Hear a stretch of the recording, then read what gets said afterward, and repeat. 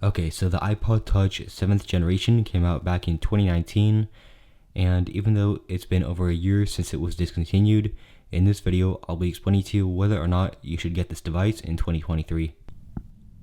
So first off, let's talk about the software support. So if we go into settings, then into general, and about, you'll see that the iPod Touch 7th generation only goes up to iOS 15.7.5. So what this means is that many of the features that are only available on iOS 16 or iOS 17 won't be on the iPod Touch 7th generation. So before you buy the device, just understand that it will be missing some of the features. So let's move on to the screen quality of this iPod Touch. So the screen quality of the iPod Touch is 1136 by 640 pixels with 326 pixels per inch. And this may sound pretty bad, but considering that the screen size is just 4 inches diagonally, it's actually not going to be bad at all. If you look closely on the screen, the low screen resolution is not going to be really noticeable. Now let's move on to the iPod Touch camera.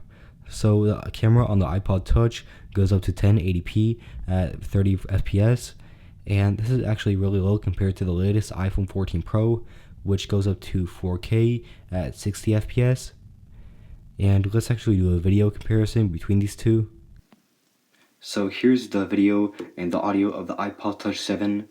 So let's try focusing on the iPhone 12. Now let's compare that to the iPhone 14. So here's the iPhone 14 camera. Let's bring the iPhone 12 here again so that we can focus on it. And you can see that the audio in the video is a lot better quality. And let's also talk about the photos. So the iPod Touch goes up to 8 megapixels versus the iPhone 14 Pro, which goes up to 48 megapixels.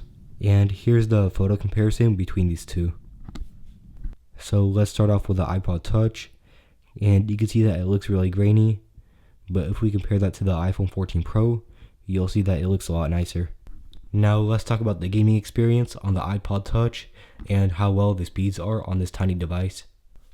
So the iPod Touch is certainly not a good device to use for gaming in 2023, and that is because the speeds are just way too outdated. So if we search up what chip the iPhone 15 Pro has, you'll see it'll be an A17 Pro chip.